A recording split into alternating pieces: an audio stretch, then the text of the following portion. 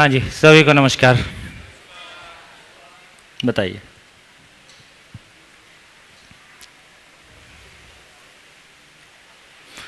जितनी यात्रा हमने अभी तक की, इसमें कोई प्रश्न है तो बोलिए।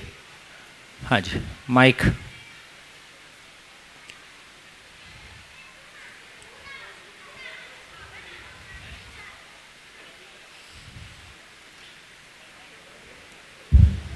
हेलो। भैया, सब चीज़ जो है अभी तक समझ में आया है, वो सारी चीज़ें आवर्तनशील लग रही हैं, साइक्लिक लग रही है, सब चीज़ का मोशन।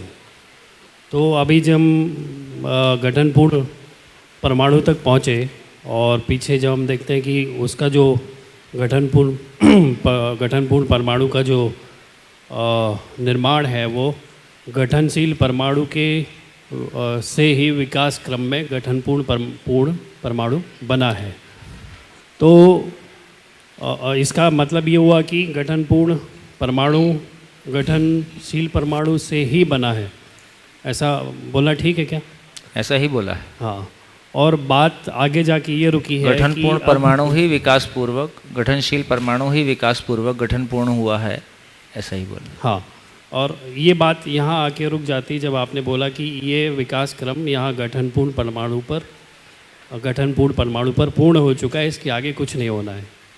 मतलब विकास क्रम में इस गठनपूर्ण जो परमाणु है ये आगे नहीं जाएगा, ये जैसा है वैसा ही रहेगा, ऐसा कुछ है क्या? नहीं, कुछ सुनने में गलत फहमी।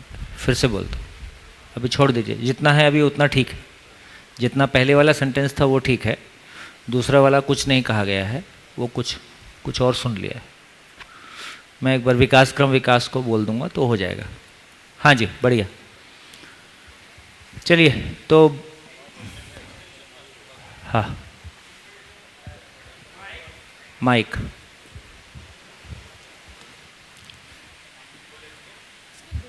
हाँ, ये है ना, देखो।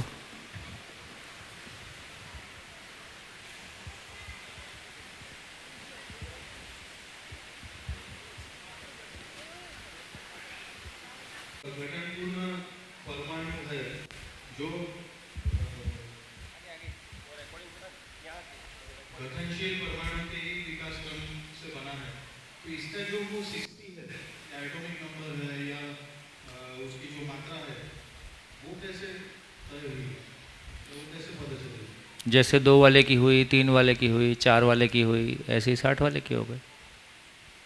तो ये 108 है या 118 जो है, उसके अलावा ये उन्हीं में से बना। हाँ, मैं ये ऐसा मान लो कि 118 यदि मान लेते हैं तो 119 टोटल हो गए। एक इस टाइप का है, बाकी उस टाइप के। तो ये वो तो हमने साइंस में उसका कॉन्फ़िगरेशन और एटॉमिक नंबर और उसका फोर्स डिराइव किया कोई विधि से। इसका एटॉमिक नंबर या ये ऑर्बिट में इतने 2 है, इसमें 18 है, इसमें 32 है, टोटल 60 हुए, ये कैसे डिराइव हुआ? अनुभव की आंख से। मतलब ये भी एग्जिस्टेंस में से अनुसंधान के रूप में हाँ भी है तो है ही। हाँ, जो कुछ भी है उसमें मानव ने कुछ बनाया नहीं, जो है उसको पहचानने की कोशिश कर रहे हैं। जैसे यदि एटम को भी देखें तो एटम के 6 मॉडल आए, नील मॉडल और रुदरफोर्ड मॉडल और आर्मस्ट्रॉन्ग मॉडल, ऐसे कई सारे मॉडल आए। ठीक है, सबको एटम को ही पहचानने का प्रयास था। अभी भी हम कह रहे हैं कि और पहचानने की कोशिश कर रहे हैं। तो अस्तित्व में वास्तविकता निश्चित है, मानव के पास उसको पहचानने की क्षमता है, लगातार पहले से लेकर आज तक पहचानते ही आया है। जब तक उसकी संपूर्णता में नहीं पहचान लेगा और आचरण पूर्वक जी के उसको प्रमाणित नहीं कर लेगा, तब तक वो उसका शोध करता रहेगा। इससे नहीं होगा तो आगे भी करेगा। हाँ जी, और कुछ? मधु बहन बोलेगी। भैया, हमने ये जो पहले समझा था, ये कंसेप्ट की बात नहीं कर रही हूँ, ये परमाणु की गतियाँ और उसके बारे में जो समझा था, तो उसमें मेरा एक सवाल था कि हर जीव की सेम गतियाँ होती है, सभी की, हर एकम की यही गतियाँ होती है, गतियाँ जो है घूर्णन। सभी गठनशील परमाणु में ये गतियाँ, तीनों गतियाँ होती हैं। हाँ, हाँ। तो मच्छर और जंतु है वो किसकी वो प्रकृति की देन है कि मानव की देन है? क्योंकि वो भी थोड़ा और सोचो फिर फ्रेम करो। अभी क्वेश्चन ठीक से फ्रेम नहीं हो रहा है। काफ़ी ऐसे जंतु है कि जो हमारे जो जीव चक्र है, एक जीव है दूसरे जीव पर आधारित है, तो बोलो बोलो। तो ये मच्छर है। हाँ मच्छर क्यों काटता है ऐसा? उसका निश्चित वो जो दूरी क्यों नहीं बनाए रखता, उसकी निश्चित दूरी क्या है?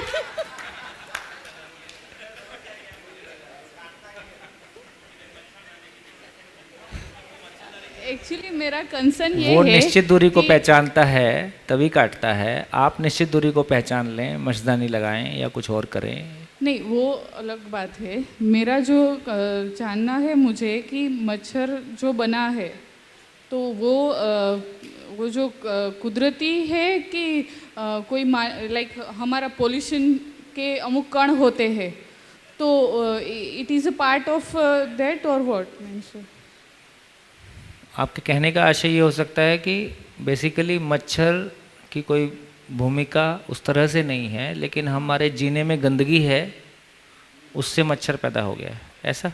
मैं ये जानना चाहती हूँ कि ये कुदरत में है कि गंदगी से फैला बना है? वो मच्छर का शोध उधर है।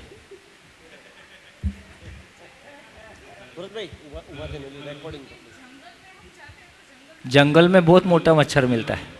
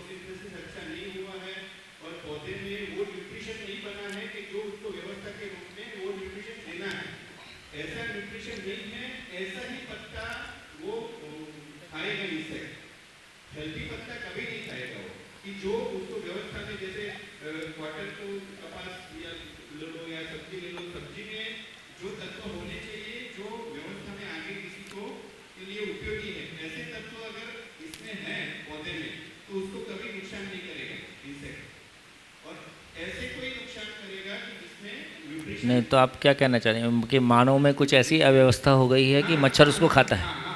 स्वस्थ मानव को मच्छर नहीं खाएगा।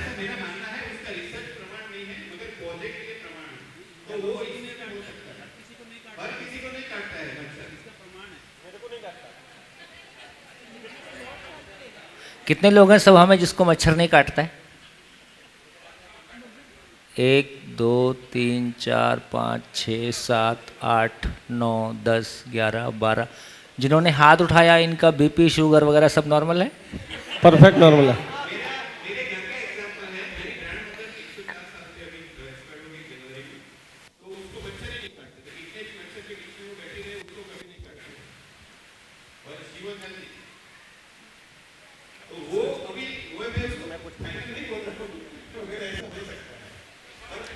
नहीं, ये तर्क तो ठीक है। मैं 2 लाइनें बोलता हूँ। जैसे जिंदा आदमी को आके कीड़े मकोड़े खा के ख़त्म नहीं कर रहे हैं। जिंदा आदमी ज़मीन पे लेटा रहे तो उसको कीड़े मकोड़े आके ख़त्म कर दे रहे हैं। जैसे लाश को रख दो, जैसे लाश को रख दो तो सब मिलके उसको निपटा देते हैं। तो प्रकृति में जो अनवांटेड है उसको निपटा देने के लिए हेलो है ना, तो इसका मतलब ये भी माना जाता है कि यदि पौधा हेल्दी है तो उसके ऊपर बहुत सारी बीमारियां नहीं आएंगी। ये भी माना जाता है कि हेल्दी आदमी को, जो हेल्दी आदमी है उस पर बहुत सारी चीज़ें अटैक नहीं करती हैं। जैसे बहुत सारे बुखार उखार आते हैं वो सबको नहीं आते हैं, है ना। यहाँ तक भी ठीक है, पर अब आप इसको मच्छर तक ले आए तो ये थोड़ा सा मच्छर का मैं बोलता हूँ सोचना पड़ेगा। हाँ जी। तो मैं मच्छर पढ़ा हूँ, हमारा एक सब्जेक्ट आता है पैरासाइटोलॉजी में। तो फेरोमोन्स होते हैं, हर एक की बॉडी में से एक फेरोमोन्स करके हार्मोन्स सीक्रेट होते हैं, उस हिसाब से मच्छर काटता है। और मच्छर काटता आपको मलेरिया करने के लिए नहीं काटता, बेसिकली आपके इम्यून सिस्टम में वायरस है इसलिए मलेरिया होता है। आपकी इम्यून सिस्टम को एक्चुअली पावर करने देने के लिए आता है। उसके जो एंटीजन होते हैं, बेसिकली एंटीजन एंटीबॉडी रिएक्शन है, वो आपको जब काटता है तो आपकी पैसिव इम्यूनिटी को वो स्टिमुलेट करता है। तो मेरे को बिफोर 10 साल पहले तो एक भी मच्छर है तो पहले मेरे को काटता था, और 10 साल से मेरे को मच्छर काटते ही नहीं है। तो मैंने कुछ ऐसा डिस्टिंग्विश किया है, अभी उसमें रिसर्च कर रहा हूँ आगे क्या होने वाला है। मेरी घरवाली तो हैरान है, ये डोर का डॉक्टर नहीं खुद डोर हो गया, ऐसा कई बार बोलती है। क्योंकि मैं फैन भी, इतनी गर्मी में भी मैं घर पे फैन नहीं यूज़ करता हूँ, और ये लोग 2-2 3 दिन वो जेट जलाते हैं, मेरे को मच्छर काटते ही नहीं है।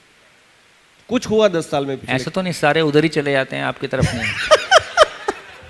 नहीं वो फेरोमोन्स वाला अभी मैं उसमें मैं एपिडेमोलॉजी पढ़ा हूँ, तो कई साइंटिस्टों के साथ मेरा शेयरिंग वगैरह है। जैसे हमने गौ माता में टिक्स वगैरह होती है, तो टिक्स क्यों होती है, इसके होम्योपैथी के रिलेटेड मैं कुछ काम कर रहा हूँ इसमें। तो उसमें भी ये आया, कुछ गौ माता में टिक्स एक भी नहीं लगती और कुछ गौ माता में टिक्स लगती है। तो सल्फर करके एक मेडिसिन मैं होम्योपैथी में भी प्रैक्टिस कर रहा हूँ। तो sulphur 200, sulphur 1 mg, sulphur 10 mg देने से कुछ हद तक टिक्स नहीं आती है, लेकिन वो डिफरेंट लोकेशन में अभी स्टिल सर्वे चल रहा है, एक्सपेरिमेंट चल रहा है।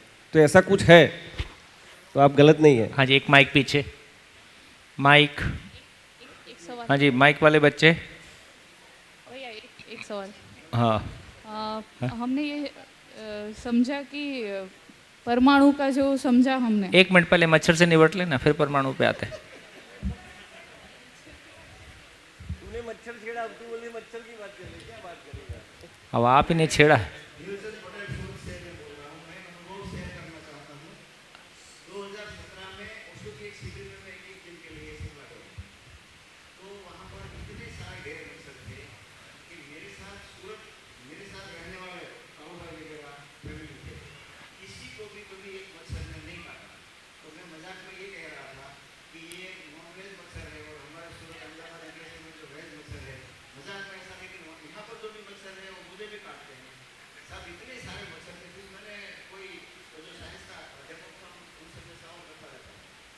आदमी ने ये बताया कि ये जो प्रोसेस है इसमें वो मच्छर वहाँ के है, तो हिमालय की जो पौधे हैं उनमें से उनका पोषण मिल जाता है, इसीलिए वो आदमी को नहीं काटते हैं। मतलब इतने मच्छर थे, साइज भी इतनी बड़ी थी कि देख के ही डर जाए। मैंने जब पहले दिन उतरा तो देखा तो मैंने बोला यहाँ फिक्र नहीं कर सकेंगे, इतने सारे मच्छर है, लेकिन फिर भी काटते नहीं थे। ये मेरा अनुभव है।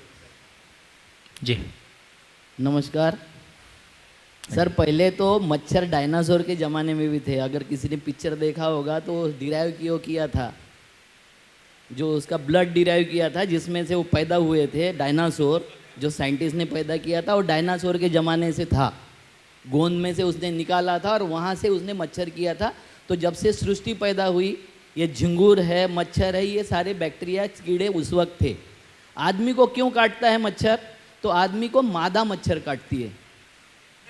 वो मादा मच्छर को, हाँ, आदमी हो या महिला हो, मादा मच्छर काटती है क्योंकि उसको एक्स्ट्रा प्रोटीन की ज़रूरत होती है। उसके अंडे के लिए एक्स्ट्रा प्रोटीन की ज़रूरत होती है, जो एक्स्ट्रा प्रोटीन डिराइव हमारे ब्लड से करना चाहती है। मेल मच्छर कभी आदमी को नहीं काटता है, किसी को नहीं। मच्छर का मेन खाद्य है ग्रीन मैंने पानी पत्ते में का जो रस होता है वो उसका मेन खाद्य है। मगर जब अंडे देने की उसकी प्रक्रिया प्रोसेस शुरू होती है, उसके पहले मादा मच्छर आपका ब्लड लेती है, उसमें से वो प्रोटीन डिराइव करते, जिसमें से आपके जो उसके जो अंडे होते हैं, लार्वा होता है, उसका पोषण होता है, इसलिए वो आपको काटती है। कुछ लोगों को नहीं काटती है क्योंकि स्मेल, गंध और ताप, जैसे इन्होंने ये बताया भैया ने कि दाप ताप और वो सब बहुत अच्छे से पहचानती है। आपको मच्छर की तरफ ध्यान भी चला जाए, पैर पे बैठे और ध्यान चला जाए तो उड़ जाएगा, क्योंकि आपके बॉडी में जो सेंसेशन शुरू होता है, आपके बॉडी में जो हलचल शुरू होती है, कंपन, वो कंपन को बहुत ढंग से वो पहचानता है। इसीलिए वो इतने सारे कंपन झेलते हुए भी सृष्टि पर जीवित है, जबकि डायनासोर समाप्त हो गए। धन्यवाद सर, मुझे इतना ही बोलना था। एक मच्छर से कितना ज्ञान निकला। हाँ जी।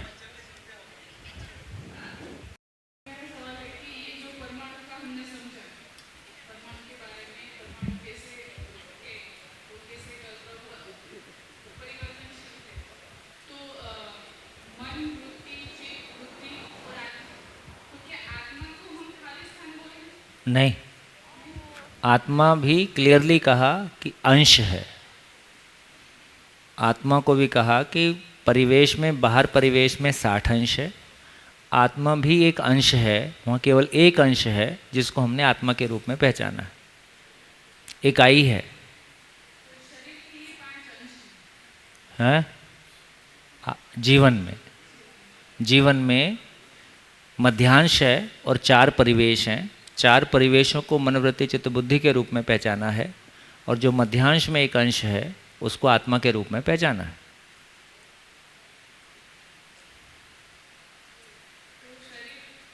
शरीर तो अलग है, शरीर माँ बाप से आता है। जीवन एक सेपरेट एंटिटी है भाई। तो जीवन एक सेपरेट एंटिटी है ना। जीवन सृष्टि में बना है, और शरीर माँ बाप के संयोग से माँ के गर्भ में बना है। पशु में भी बनता है, मानव में भी बनता है।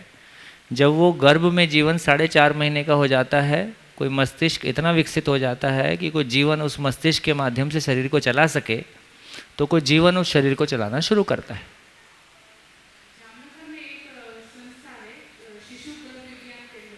कहाँ? जामनगर में।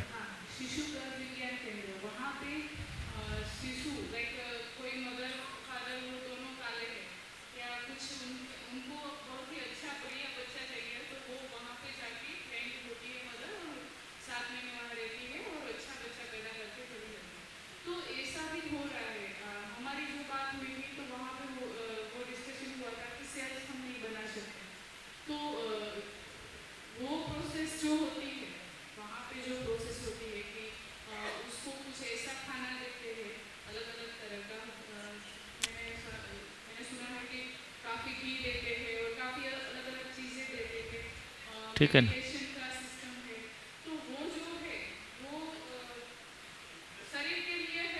शरीर के लिए, सिर्फ शरीर के लिए, है ना। अभी कस्टमाइज बेबी की बात भी करते हैं, या जो भी सारी बातें करते हैं, वो जो भी कुछ होगा वो शरीर पे जाएगा। जीवन के साथ आप कुछ नहीं कर रहे, कर भी नहीं सकते। जीवन के साथ जो कर सकते हैं शिविर में ही कर सकते हैं।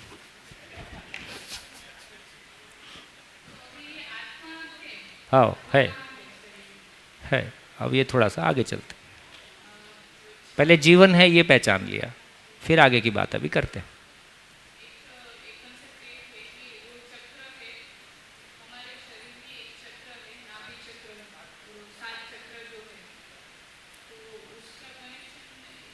छोड़ दो अभी, छोड़ दो अभी। हाँ जी, हाँ बेटा, पीछे माइक दे।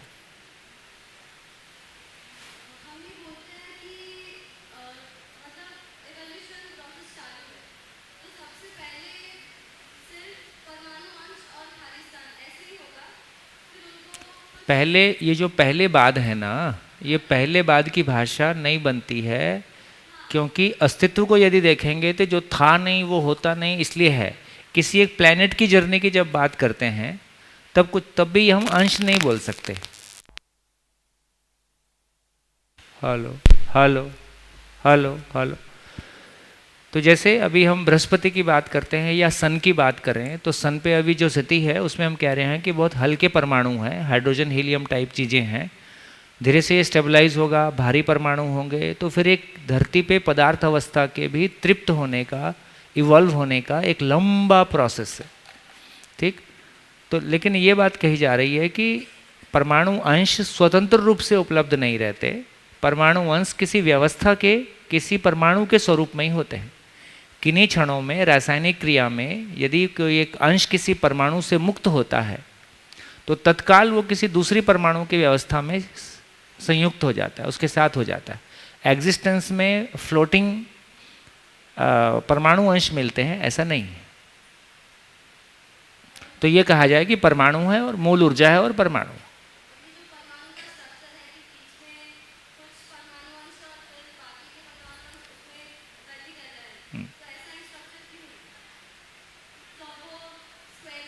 स्क्वायर क्यों नहीं है? हाँ हाँ, आर्ट ही क्यों है? आप ये भी कह सकते हो ये सृष्टि ही क्यों है, कह तो सकते ही हो। हाँ, वो तो बता दिया। तो इससे ये समझ में आया कि जो है उसको समझना है, आपकी कल्पना के अनुसार वास्तविकता का होना है कि वास्तविकता के अनुसार आपकी कल्पना को होना है, उसके लिए कोशिश करो।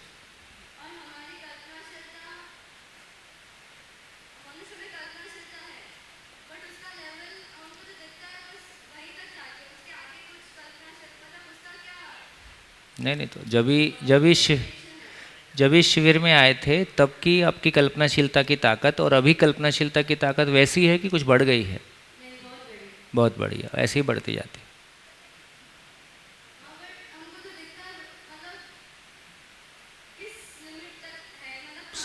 संपूर्ण देखने की ताकत आदमी की है, संपूर्ण को देखने की ताकत आदमी की है।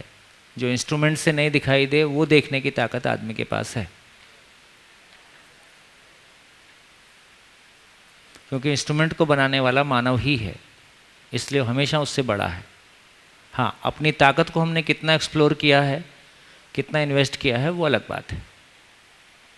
देखिए, अब ये समझ में आ गया, ये तर्क की यदि बात करेंगे तो बेसिकली एटम एक सूक्ष्म रियलिटी है, लेकिन उस एटम को भी, जिसको कह रहे हैं कि अनुभव की आंख से देखने की सामर्थ्य मानव में इसलिए है कि जीवन स्वयं एक परमाणुविक स्वरूप में है। जीवन एक, मतलब शरीर की आंख तो चमड़े की आंख है, और चमड़े की आंख से तो कुछ भी नहीं दिखता है ना।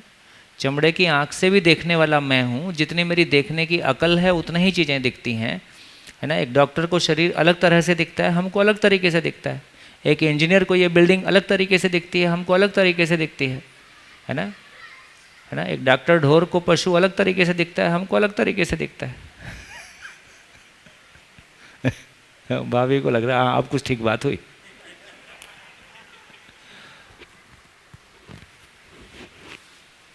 तो इसका अर्थ है, तो ये हमको भरोसा दिलाता है जीवन स्वयं परमाणुविक स्वरूप में है, इसलिए सृष्टि की सूक्ष्मतम रियलिटी को देखने की ताकत मानव की है। इसलिए उसको कहा गया मानव की जो देखने की ताकत है, स्थूल से सूक्ष्म, सूक्ष्म से कारण, कारण से महाकारण, ऐसे मानव की देखने की ताकत है। तो स्थूल से वो सूक्ष्म की ओर जाता है। स्थूल शरीर स्थूल है, सूक्ष्म का मतलब है कि जो सृष्टि के नियम हैं या जो जीवन है ना, उनको कह रहे हैं सूक्ष्म है। फिर कारण का मतलब आत्मा है, और आत्मा का जो आधार है उसको परमात्मा कहा। व्यापक वस्तु सूक्ष्मतम वस्तु है। हाँ, अभी तो कुछ बाहर से आई, ठीक हो गया। तो इस रूप में कह रहे हैं। तो ये एक आशा की किरण हमको बनती है कि हाँ, ये देखने वाली चीज़ बहुत ताकतवर है। चलिए, हाँ जी। तो ये एक सेंटेंस और बोल दूँ। मन से देखना, वृत्ति से देखना, चित्त से देखना, बुद्धि से देखना, आत्मा से देखना, ऐसा आदमी की देखने की ताकत है। हाँ, अलग अलग लेवल है ऐसा। हाँ जी। हमने जो चैतन्य परमाणु का अभी बात किया, तो उसमें ये तो पता चल गया कि ये भारी है। अगर उसका मात्रा आकार आयतन देखना है तो किससे प्रमाणित होगा? अब आगे चल सकते हैं। क्या आकार का किसी, अगर आकार है तो क्या उसका प्रतिबिंब किसी पे पड़ता है? आकार है ही है, इसी प्रतिबिंब पड़ता ही है, इसलिए समझ में आता ही है। दोस्त बोलता है ना, अच्छा तुम ये सोच रहे हो, तो उसने आपके विचार को पढ़ लिया है, तो प्रतिबिंब पड़ा है, तभी पड़ा है। चलिए आगे बढ़ते हैं। तो मैं ये मानते हुए कि जितनी चर्चा अभी तक हुई है, ये चर्चा आप तक पहुंची है। अभी ब्रेक के पहले तक, सुबह से लेके लंच तक, सुबह से लेके लंच तक कहाँ, ब्रेक के बाद से लेके लंच तक, सुबह तो आप ही शेयर कर रहे थे, है ना, तो पहले सेशन में तो ब्रेक से लेके लंच तक जितनी चर्चा हुई है, मैं ये मान लूँ कि आप तक पहुँच गई है। एक बार हाथ खड़ा कर दीजिए यदि पहुँची है तो। हाँ, तो लगभग ये पार्ट, तो यहाँ से इस पूरी चर्चा से हमने क्या पाया, तो एक लाइन में हमने ये पाया कि ये जीवन कहाँ से आया, ये हमने पाया। ये जीवन नाम की चीज़ कहाँ से पैदा हो गई। तो शरीर के बारे हमारी क्लैरिटी है कि माँ बाप के संयोग से माँ के गर्भ में शरीर बनता है, पशु में बने, मानव में बने। यहाँ तक हमारी क्लैरिटी है कि जीवन किसी शरीर को, परिचय शिविर में ये हमने चर्चा किया है कि जीवन किस शरीर को चलाता है, तो कैसे चलाता है? मस्तिष्क के थ्रू चलाता है ना। तो लगभग 4.5 मानव गर्भ में ये माना गया कि लगभग 4.5 महीने में जो बच्चा है वो उसका मस्तिष्क इतना संपन्न हो गया कि कोई जीवन उस शरीर को चला सकता है। तो लगभग 4.5 महीने में कोई जीवन किसी गर्भ में किसी शरीर को स्वीकारता है। तो इस रूप में हम देखते हैं, तो मानव के रूप में मानव जीवन और शरीर का साथ साथ होना है। शरीर जेनेटिक्स है, शरीर माँ बाप से आता है, माँ बाप का रंग रूप रोग शरीर में दिखाई देता है, लेकिन जीवन अपने आप में एक मौलिक एंटिटी है जिसका क्रिएशन एग्जिस्टेंस में हुआ है ना, और जो आवश्यकता अनुसार शरीर को चलाता है ना, अपनी यात्रा पूरी करने के लिए चलाता है। और जीवन की यात्रा पूरी करने का इतना ही मतलब है, मेरा मूल रूप विचार है, विचार का तृप्ति बिंदु अनुभव है, अनुभव के प्रमाण के रूप में है ना अखंड समाज सार्वभौम व्यवस्था का स्वरूप है। इतनी मेरी यात्रा को पूरा करने के लिए मैं किसी शरीर को चलाता हूँ। तो जीवन को लेके कुछ बात हमने कर ली, तो मैं अब बाकी को मिटा देता हूँ। जीवन में जो मध्यस्थ बल, जीवन में मध्यस्थ बल जो है वो आत्मा जो सेंटर पॉइंट है वहाँ से ही मिलता है। हाँ, तो यही रीज़न है कि मानव में जीने की आशा जो बनती है वो उसी मध्यस्थ बल के कारण होती है, यही रीज़न है। चलो उसको अभी चर्चा करेंगे, ठीक है। और कोई बात? और कोई बात? जब आप ये शब्द इस्तेमाल कर रहे हैं कि सृष्टि बनी, सृष्टि कैसे बनी, तो जब हम बनना शब्द इस्तेमाल कर रहे हैं तो इसका मतलब कोई चीज़ पहले नहीं थी। हाँ, तो उसको भाषा को आप ठीक कर सकते हैं, कैसे प्रकट हुई। हाँ, ठीक। तो मूल में परमाणु है ही और प्रकटन है। वो बनने शब्द से थोड़ा कंफ्यूजन है। बढ़िया, और बताइए। बिल्कुल,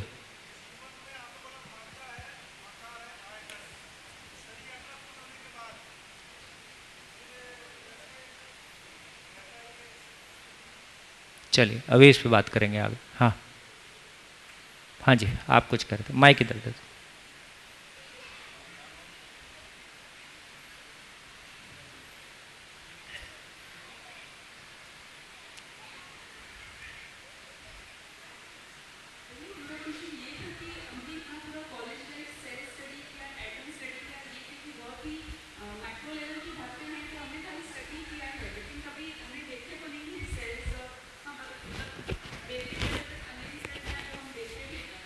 नहीं, सेल तो हम स्कूल कॉलेज में देखते थे, माइक्रोस्कोप में सेल का साइज तो देखते थे। हाँ वो ठीक, वो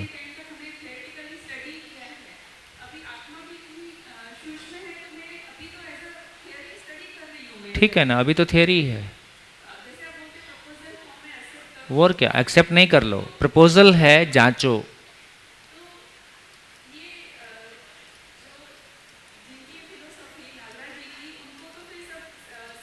हाँ, सब सब सब दिखाई दिया, यही महिमा है।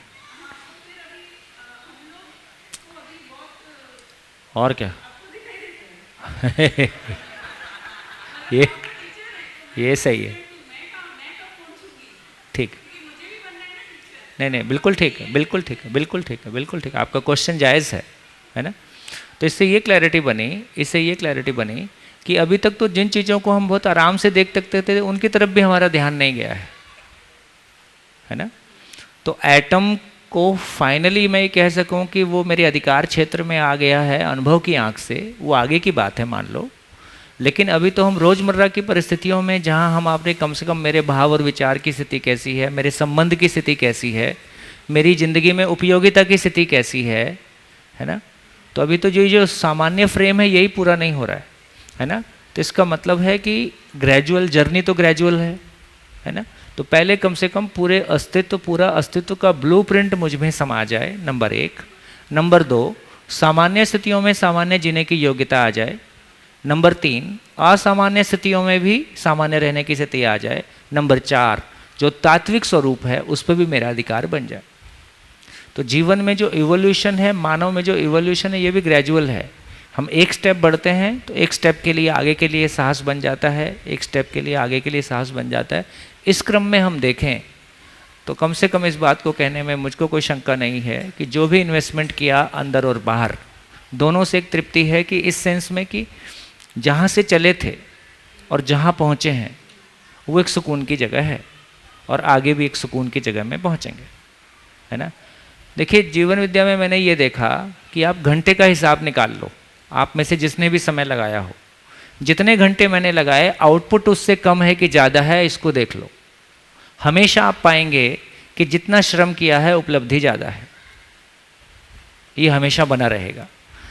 अदरवाइज ज़िंदगी में ये लगभग ऐसा बना रखता है कि हमने मेहनत ज़्यादा की और रिजल्ट कम मिला। अक्सर ये शिकायत बहुत कॉमनली आपको मिल जाएगी।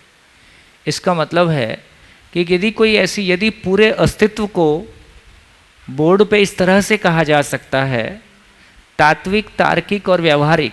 अब एक शिविर में हम देखो तो क्या साथ साथ चल रहा है, फिजिक्स भी चल रही, केमिस्ट्री भी चल रही, अर्थशास्त्र भी चल रहा है, मनोविज्ञान भी चल रहा है, साइंस भी चल रहा है और फिलॉसफी भी चल रही है और समाजशास्त्र भी चल रहा है और राजनीति शास्त्र भी चल रहा है। एक कैनवस पे एक साथ चल रहा है और हम सभी लोग उसमें रुचि ले पा रहे हैं, सभी लोग उसको कम से कम उस यात्रा में हम साथ साथ हैं। तो ये अद्भुत बात है। अभी तक तो हमने माना था कि हर आदमी कोई एक क्षेत्र में एक्सपर्ट हो सकता है, कम से कम इससे कम में आदमी को वैचारिक तृप्ति नहीं है कि वो जीवन के सभी आयामों पे अधिकार से बात कर सके। हाँ, धीरे से वो अनुभूत भी कर सके, इसकी आवश्यकता है ही है। बढ़िया, मन लगाओ, नैया पार। चलिए, वो पूरा ही साफ हो गया, अब केवल व्यापक वस्तु है। अब मैं इसमें इकाइयां डालता हूं।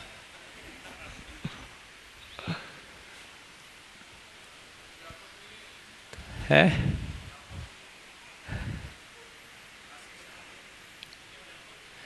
देखिए, तो ये तो समझ में आ गया कि शिविर करने के बाद आदमी को समझ आए नहीं आए, पर उसको बुद्धू बनाना बहुत मुश्किल है।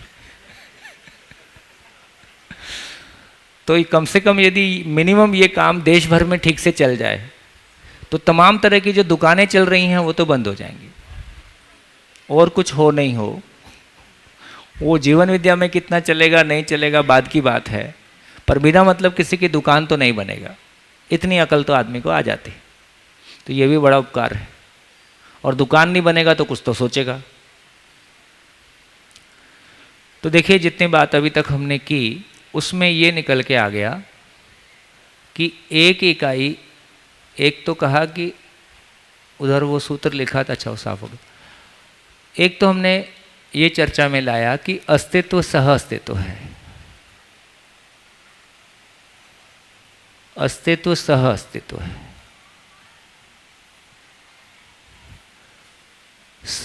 अस्तित्व को फिर बोला कि अस्तित्व में विकास क्रम है।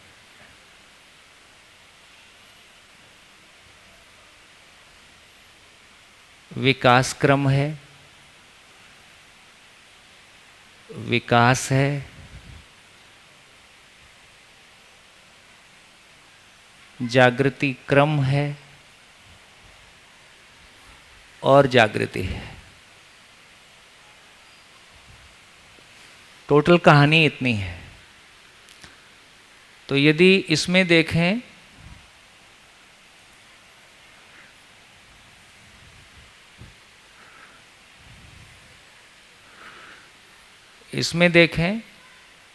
तो जितना भी गठनशील परमाणुओं का संसार है,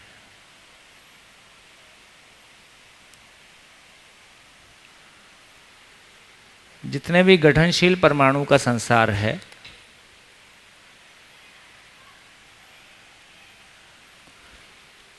जितना भी गठनशील परमाणु का संसार है और उसके आधार पे जितनी भी रचनाएं हैं, रचनाओं की बात करेंगे तो पदार्थ अवस्था, प्राण अवस्था और पशु पक्षी शरीर और मानव शरीर, ये सारा विकास क्रम है। ये सारी चीज़ें मरने के बाद वापस, है ना, ये रचना विरचना का क्रम चलता रहता है।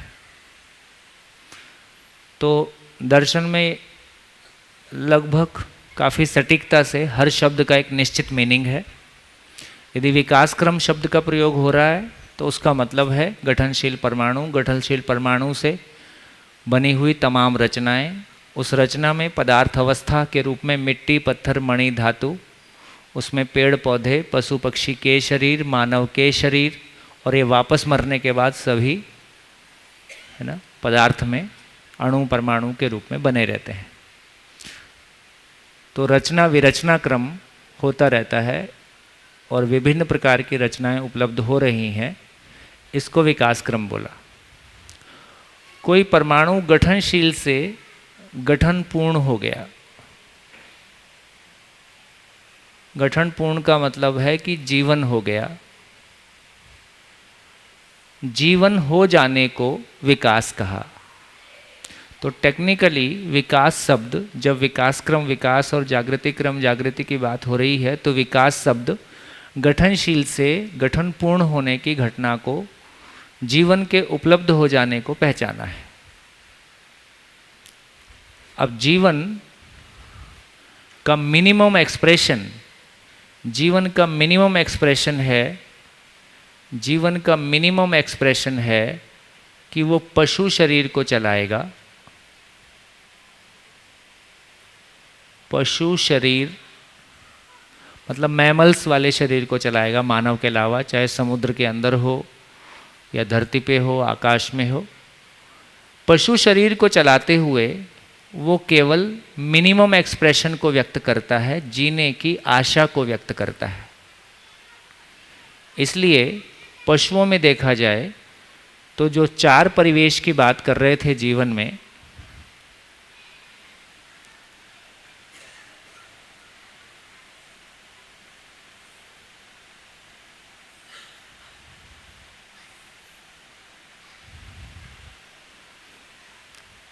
तो मन, वृत्ति, चित्त, बुद्धि और आत्मा। यदि पशु शरीर चलाते हुए जीवन को देखें तो केवल मन व्यक्त होता है। अब ये जब आगे हम मानव व्यवहार दर्शन को समझेंगे और तब हम सृष्टि दर्शन को समझेंगे तो बहुत विस्तार से कैसे एक एक चीज़ इवॉल्व होती है ना, जड़ संसार में भी और जीवन में भी कैसे एक एक परिवेश कैसे व्यक्त होता है और उसकी महिमा कैसे काम करती है, तब हम ज़्यादा विस्तार से समझेंगे। अभी के लिए कह रहे हैं कि पशु शरीर को चलाता है, और जब वो मानव शरीर को चलाता है, भ्रमित मानव शरीर के रूप में जब चलाता है तो वो कल्पना के रूप में व्यक्त करता है। तो कल्पना का मतलब है कि मन, वृत्ति और चित्त आधा, 4.5 क्रिया। इसको जब शिविर में हम 4.5 क्रिया के रूप में बोलते हैं, इतना व्यक्त कर पाता है। इसलिए भ्रमित मानव शरीर को चलाता हुआ जीवन पशु शरीर को चला सकता है, पशु शरीर को चलाता हुआ जीवन मानव शरीर को चला सकता है। ये एक तरह का चक्र है।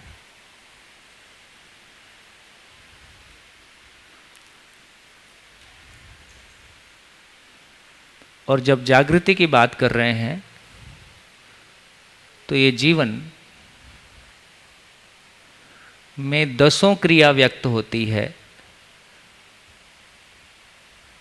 10 क्रियाओं का व्यक्त हो जाना, यहाँ पे 4.5 क्रिया का वक्त, यहाँ पे 1.5 या आसपास से भी बहुत आजू बाजू कुछ व्यक्त होना। पशु में थोड़ा बहुत विचार रहता है ना। 10 क्रियाओं का व्यक्त होना, है ना, इस रूप में कहा कि ये अनुभव संपन्नता की बात है।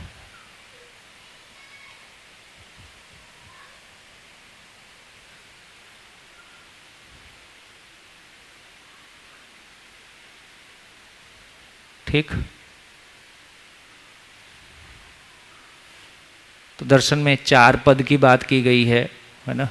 ये एक स्थिति है जहाँ पे केवल परमाणुओं का रचना विरचना क्रम है। यहाँ पे जीवन भ्रमित शरीर को, पशु शरीर को या मानव शरीर को चला सकता है। यहाँ पे वो मानव से देव मानव, मानव से देव मानव की यात्रा और देव से दिव्य मानव की यात्रा को प्रमाणित करता है।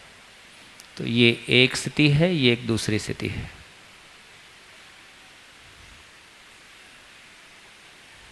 तो मेरे को लगता है कि इसमें आपके काफ़ी सारे कल्पनाशीलता को रेस्ट करने के लिए जगह मिल जाएगी।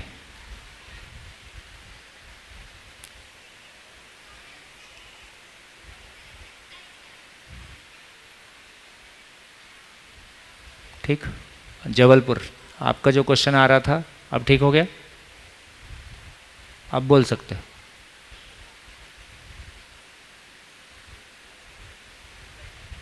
माइक पीछे।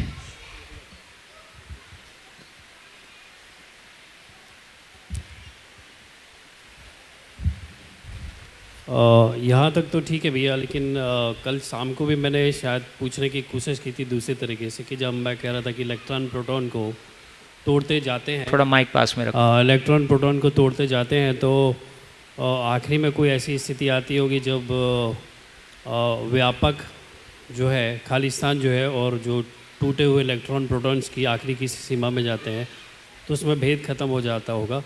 यहाँ आज मैं इस तरह से सोच रहा हूँ कि जो जागृति क्रम है, जैसे दिव्य मानव हो गया, तो शायद कुछ ऐसा एक साइकिल पूरी जैसे मुझे मतलब लग नहीं रही कि साइकिल, जैसे हमने कहा कि गठनशील परमाणु से गठनपूर्ण परमाणु हुआ, और जब उसमें जो जागृति क्रम के बाद जागृति आई तो शायद ऐसा हो सकता है कि जो जिसको हम बोल रहे हैं कि नित्य व्यापक जो है नित्य है, तो गठनशील परमाणु से गठनपूर्ण परमाणु बन सकता है, बनता है, उसकी एक संभावना है। लेकिन आगे वो संभावना आगे क्यों नहीं बढ़ रही है कि गठनपूर्ण परमाणु जागृति क्रम के बाद, जिसको हम व्यापक बोलते हैं, उस हद तक या उस रूप में व्यक्त हो सके। तो ऐसा कुछ कन्फ्यूजन मुझे लग रहा है कि ऐसा क्यों नहीं, आगे क्यों नहीं जा पा रहा है वो। कंफ्यूज होने का मन ही बना लिया क्या? नहीं मन नहीं बनाया। गठन पूर्णता है, गठन पूर्णता के बाद इसको क्रिया पूर्णता बोल रहे हैं ना। ये गठनशीलता है, गठनशीलता, गठन पूर्णता,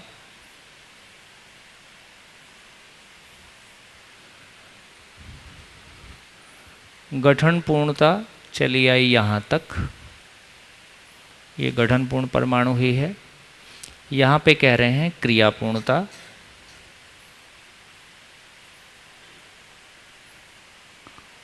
और यहाँ पे कह रहे हैं आचरण पूर्णता।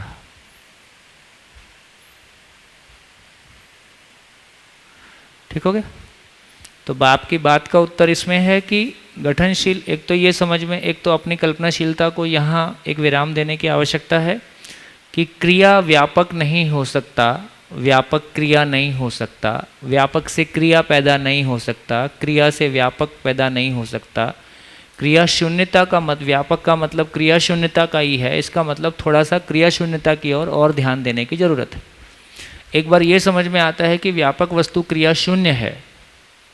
यदि व्यापक वस्तु क्रिया शून्य है, क्रिया शून्यता ही उसकी असीमता को भी परिभाषित करती है। कोई क्रिया असीमित नहीं हो सकती, क्रिया के साथ सीमा जुड़ाई हुआ है।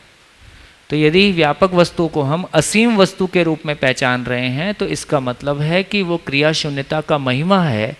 इससे कम में वो उसकी असीमता का कोई कारण बनता ही नहीं है, आधार बनता ही नहीं है।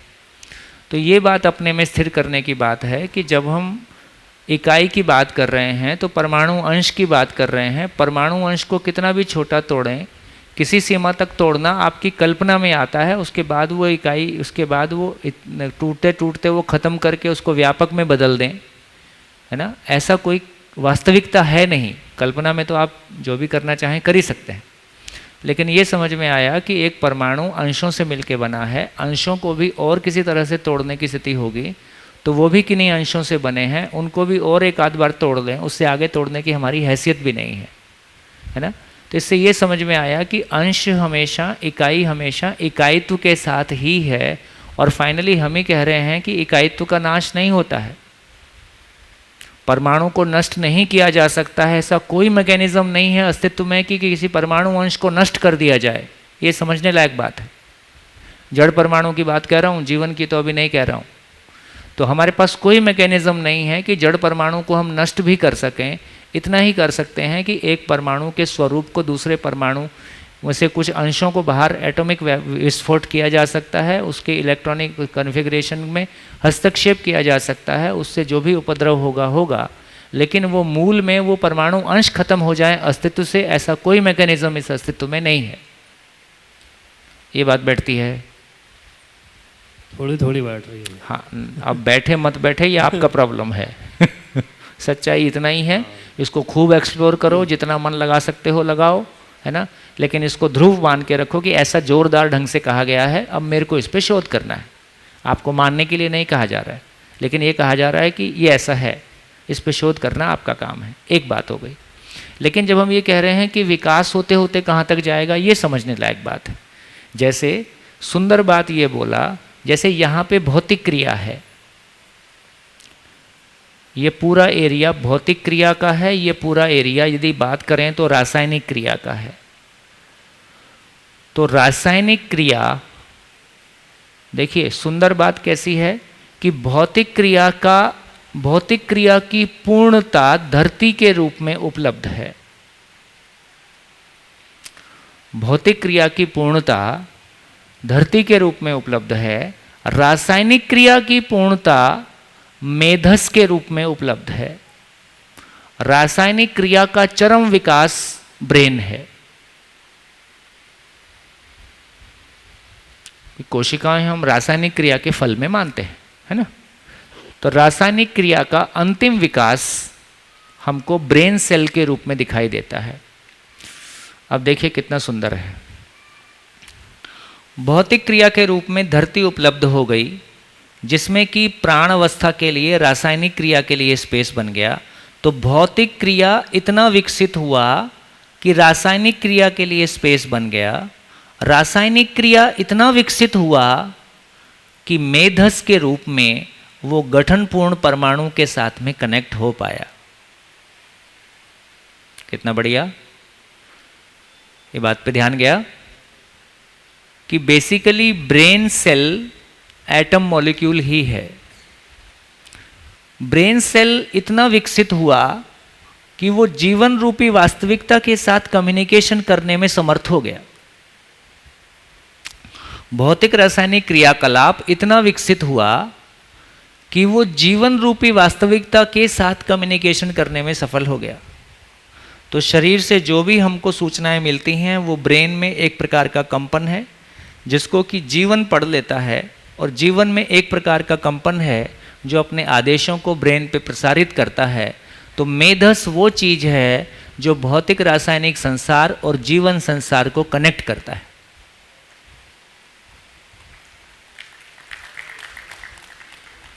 भौतिक इतना विकसित हुआ कि रासायनिक से कनेक्ट हो गया, रासायनिक इतना विकसित हुआ कि जीवन से कनेक्ट हो गया। अभी जीवन को इतना विकसित होना है, अब जीवन को इतना विकसित होना है कि वो व्यापक से कनेक्ट हो गया, व्यापक में अनुभूत हो गया, सहअस्तित्व में अनुभूत हो गया। तो क्रियापूर्णता का इतना ही मतलब है कि जीवन व्यापक में अनुभूत हो गया, सहअस्तित्व में अनुभूत हो गया। ये उसका चरम विकास है। तो इस क्रम में जीवन में विकास की बात करें, है ना, जागृति की बात करें, उसको दूसरा नाम दे दिया जागृति।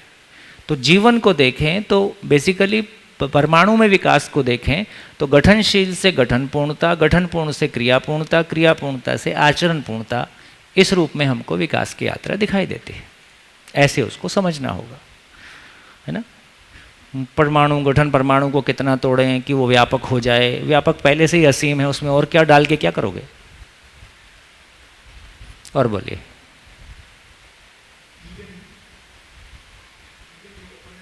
थोड़ा माइक पास कर लीजिए। हेलो, ये जो हमारी कल्पना में कि यदि अपन किसी अंश को तोड़ते चले जाते हैं तो ये समझ में आता है कि वो कभी गायब होता ही नहीं, क्योंकि यदि एक बड़े टुकड़े को दो करो उन दोनों को जोड़ो तो फिर से जहाँ का टुकड़ा हो जाएगा ना, संख्या बढ़ती जाती है। संख्या बढ़ जाएगी। 1000 टुकड़े कर दो फिर जोड़ोगे फिर कोई एक हो जाएगा। अब हमारी कल्पना में जाकर हमने लाखों अरबों टुकड़े कर दिए, पर यदि एक छोटा टुकड़ा भी मान लो गायब हो जाता है, ऐसा हमें लगता है कि स्पेस बन गया, तो इसका मतलब हुआ कि वो सारे छोटे छोटे गायब हो गए तो बड़ी इकाई भी गायब हो गई। इस बड़ी इकाई से चले थे, यदि उसका एक छोटा टुकड़ा गायब हो सकता है तो उस इकाई को सभी को उतना छोटा तक ले जाओ, तो उसको व्यापक कर दो, तो फिर सारी इकाइयाँ गायब ही हो जाती है ना। यदि ये अपनी इवनिंग आए तो इससे चर्चा हुई, तो इसको यदि अच्छे से देखेंगे तो ये पता लगता है एक्चुअली जब एक्सपेरिमेंट थॉट एक्सपेरिमेंट भी कर रहे हैं तो एक्चुअली छोटे से छोटा कितना ही छोटा करो वो रह ही जाता है। यदि ठीक से अपन उसको मन को लगाएंगे तो गायब होते ही नहीं है, क्योंकि गायब होने का ढेर नहीं बनता है।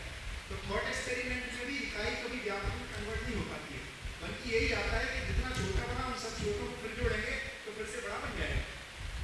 इसलिए गायब होने का कोई ढेर बनता ही नहीं है हमारे इवन मन की थॉट एक्सपेरिमेंट में भी गायब नहीं होता है। इसलिए इकाई इकाई रहता है, व्यापक व्यापक ही बना रहता है।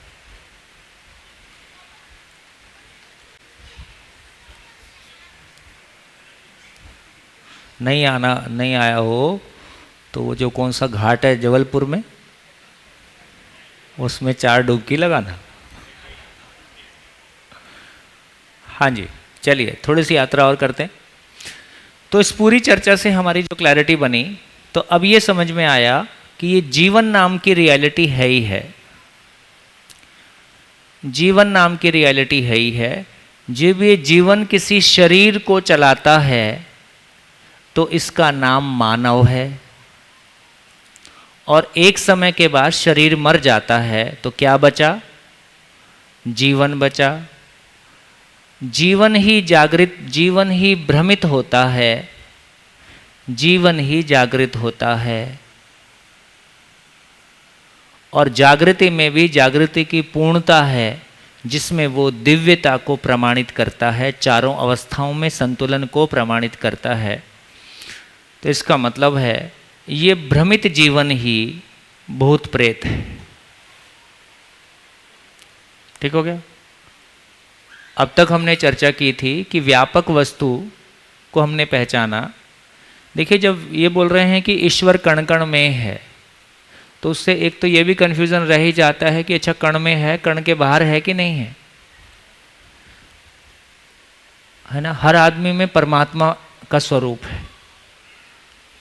तो ये भाषा सुनने में अच्छा लगता है, लेकिन उससे कॉन्क्रीटली कुछ पकड़ में नहीं आ रहा है। अभी इस्लाम में भी ये बात बहुत क्लियर है कि अल्लाह फैली हुई वस्तु है, उससे कोई पैदा नहीं हुआ, वो किसी से पैदा नहीं हुआ, है ना, उसके जैसा कोई दूसरा नहीं है, और वो 7वें आसमान पे रहता है। अब ये 7वां आसमान कहाँ है ना? है क्या? हाँ, तो अब 7वां आसमान मतलब वो समझ का 7वां आसमान है, समझने का जो अंतिम लेवल है ना, वो उस रूप में कहा। तो कहने की भाषा भी कोई चीज़ हो सकती है, हो सकता है बात ठीक कही जा रही है, कभी कभी ऐसा भी होता है। लेकिन ये क्लैरिटी हमारी बन रही है कि अब हम बाकी सारी बातें भी करें। भगवान शब्द हमारा, भगवान और ईश्वर शब्द हमारा मिक्स हो जाता है, और इसी की वजह से सारा कन्फ्यूज़न होता है। भगवान और ईश्वर में कन्फ्यूज़न होता है, जिसकी वजह से कई बार हमारी आस्थाएं भी थोड़ा सा आहत हो सकती हैं। वो की नहीं जाती है, आप खुद कर लेते हो। तो मुझको लगता है कि भगवान और ईश्वर भी हमको मानव होना बेहतर समझ में आए, और भगवान और ईश्वर भी हमको बेहतर समझ में आए, तो हो सकता है कि उनसे हम ज़्यादा लाभान्वित हो सकते हैं या ज़्यादा उपयोगी हो सकते हैं। तो पहले भूत प्रेत से निपट लेते हैं। तो ये बात क्लैरिटी से समझ में आई कि जीवन तो है ही, कभी वो सशरीर है, कभी वो बिना शरीर है, और कभी वो भ्रमित है, कभी वो जागृत है, बस इतना ही है। इसके अलावा, और इसके आधार पे भ्रमित है तो दुखी है, और जागृत है तो सुखी है, इतना ही कॉम्बिनेशन उपलब्ध है। इसके अलावा कोई कॉम्बिनेशन इस अस्तित्व में उपलब्ध नहीं है। एक तो समझने वाली बात यह है कि पूरे अस्तित्व में जीवन के अलावा सुखी दुखी होने वाली कोई इकाई एग्जिस्टेंस में है ही नहीं। पूरे अस्तित्व में सुखी दुखी होने वाली एकमात्र इकाई जीवन है। कोशिका सुखी दुखी होती नहीं, एटम सुखी दुखी होता नहीं, मॉलिक्यूल सुखी दुखी होता नहीं, इसलिए पेड़ पौधे सुखी दुखी होते नहीं। इस बात को हमने परिचय शिविर में चर्चा किया था, है ना। परिचय शिविर में आप सभी ने बोला था कि पेड़ पौधे भी आंशिक रूप से सुखी दुखी होते हैं, और फिर आप सबके पेट में चाकू डाल डाल के, उबाल के, कुकर में मिर्च का छोंक लगा लगा के, और बैंगन की तो खैर नहीं, है ना, आग पे भून भून के, है ना। तो इससे सिद्ध होता है कि किस तरह से अपनी मान्यताओं में हम दोहरे मापदंडों के साथ में जीते हैं। एक तरफ हम ये मानते हैं कि पेड़ पौधे भी आंशिक रूप से सुखी दुखी होते हैं, और दूसरी तरफ हम उनको इतना कष्ट पहुंचाते हैं। तो परिचय शिविर में ये चर्चा हो जाती है कि पेड़ पौधे सुखी दुखी नहीं होते हैं, क्योंकि पेड़ पौधे शरीर को कोई जीवन नहीं चलाता है। जीवन में ही सुखी दुखी होने की कोई स्थिति है, कोशिकाओं में सुखी दुखी होने की स्थितियाँ नहीं हैं, एटम में सुखी दुखी होने की स्थितियाँ नहीं हैं। इसको हमने तमाम एग्जाम्पल से परिचय शिविर में समझने की कोशिश की थी। अब ये समझ में आ गया कि जीवन अस्तित्व में है ही, जीवन अस्तित्व में है ही। कितने जीवन अस्तित्व में हैं, ये भी एक संख्या की भी बात आई थी। कितने जीवन अस्तित्व में हैं? जैसे लोहे के कितने परमाणु होंगे अस्तित्व में, है? अच्छा है, हमको हिसाब किताब नहीं रखना है, ये हमारे पास तो पहले से ही बहुत काम है। अब लोहे के परमाणु भी हम गिन के रखें, है ना। तो इससे ये निकल के आया कि जितनी आवश्यकता है उससे अधिक उपलब्ध रहता है।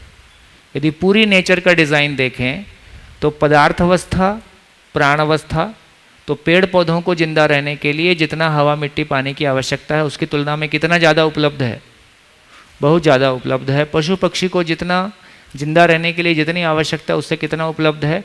हमको जितनी हवा की ज़रूरत है उससे कितनी ज़्यादा हवा उपलब्ध है।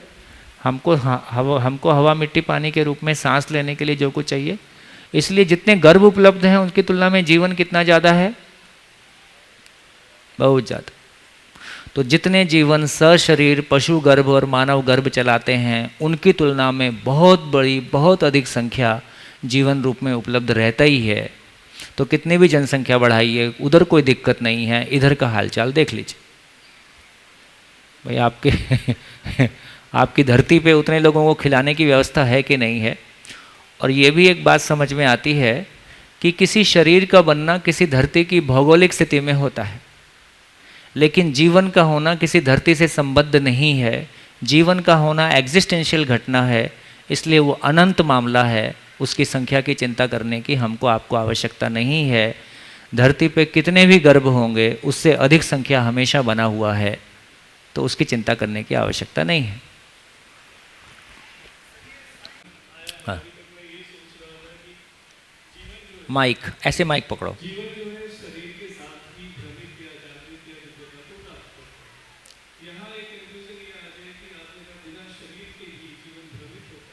ओ, बिना शरीर के भ्रमित नहीं होता, भ्रमित होता ही है।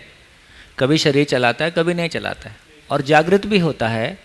सशरीर शरीर चलाने का पर्पस ही है कि भ्रम से जागृति आ जाए, है ना। इस अर्थ में शरीर चलाता है, लेकिन बाय द वे जागृति उपलब्ध नहीं हुआ तो भ्रमित आया था, उससे ज़्यादा भ्रमित होके गया, ऐसा भी हो सकता है। हाँ।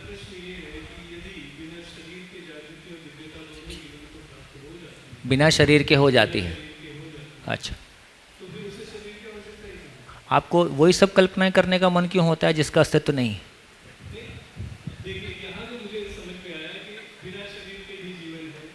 हाँ हाँ, और जागृति के लिए शरीर आवश्यक साधन है, एकमात्र साधन है।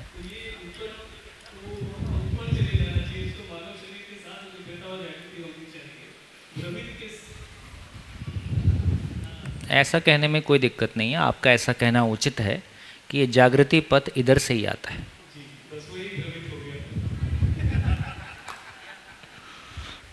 हेलो, देखिए ये बात बिल्कुल ठीक है। यदि आपकी बात कहें तो जीवन ही सुनता है, जीवन ही देखता है, जीवन ही बोलता है। तो बिना शरीर के भी जीवन में देखना, सुनना, बोलना तीनों घटनाएं होती हैं। अभी भी जब आप शांति से बैठे हो तो जीवन ही सुन रहा है, जीवन ही बोल रहा है और मेमोरी में कुछ चला जा रहा है जो मेमोरी में रजिस्टर होता है। लेकिन जो भी सुना गया है यदि वो मेरा अपना ज्ञान बनता है, इसलिए कहा कि सुना हुआ सुनाने के काम आता है, समझा हुआ जीने के काम आता है। तो मेमोरी से सुनाया तो जा सकता है लेकिन वो मेरे आचरण का हिस्सा नहीं हो सकता है। मेरे आचरण का हिस्सा हो जाए उसके लिए जब मैं उस निष्कर्ष को जीने जाता हूँ, है ना, तो मैं कुछ दूर तक जा पाता हूँ और कोई निष्कर्ष आता है। और इस तरह से मैं सशरीर ही समझने का काम होता है। यदि बिना शरीर के समझने का काम होता तो अस्तित्व में शरीर की आवश्यकता क्या थी? यदि अस्तित्व में शरीर उपलब्ध होता है, अस्तित्व में कोई गलती नहीं है, हमारी कल्पनाएं में गलतियां हो सकती हैं। यदि अस्तित्व में शरीर उपलब्ध है, इसका मतलब है कि उसके होने का प्रयोजन है, उसका मतलब है कि वो समझने के लिए एकमात्र साधन है, इसका कोई विकल्प नहीं है। ऐसा ये जीवन जो है शरीर के साथ भी है, शरीर के बगैर भी है। हाँ जी। तो शरीर के बगैर का जीवन क्या ये ग्रह से दूसरे ग्रह या दूसरे ग्रह से तीसरे ग्रह ऐसे ट्रैवल होता है, या दूसरे ग्रह से ये ग्रह पे आया, ऐसा हो सकता है? क्यों नहीं हो सकता? देखिए, जीवन तो इच्छा गति से ट्रैवल करता है ना। तो इच्छा गति कितनी हो सकती है आप कल्पना कर सकते हैं। लेकिन ये ठीक है कि जीवन अपनी स्थिति के अनुसार ही ट्रैवल कर सकता है। तो भ्रमित मानव कहाँ तक जाएगा? भ्रमित मानव इस धरती की सीमा तक जा सकता है ना। जागृत मानव किसी और सौरमंडल और पूर्ण जागृत मानव पूरी सृष्टि में कहीं भी गति कर सकता है, ऐसा कहा गया।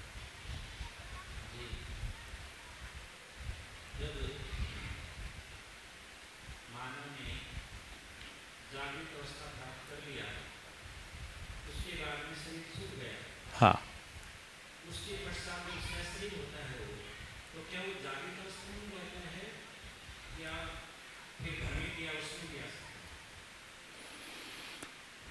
देखिए, शरीर छूटते समय में जो भी स्थिति है वो जीवन के साथ बना रहता है, जो भी जीवन स्वीकारा रहता है। शरीर छूटते समय जीवन जो भी स्वीकारा रहता है, नेचुरल ज्ञान को स्वीकार ही रहेगा। तो यदि जागृत हो गया, अनुभव संपन्न हो गया, तो वो उसको स्वीकार ही हुआ है। तो जीवन में वो बोध के रूप में बना ही रहता है। आगे की यात्रा में अब दो स्थितियां हैं। या तो वो एक ऐसे वातावरण में पैदा होता है, शरीर दोबारा शरीर चलाता है जहाँ पे भ्रमित स्थितियाँ बनी हुई हैं, या वो एक ऐसे वातावरण में पैदा होता है जहाँ की जागृति के लिए अनुकूलता है। यदि भ्रमित, क्योंकि जब जागृति के बाद, अनुभव संपन्नता के बाद भी यदि वो दोबारा शरीर चलाता है तो उसको चलना पहले से आता ही है कि दोबारा सीखता है? दोबारा सीखता है। बोलना पहले से आता है कि दोबारा सीखता है? दोबारा सीखता है।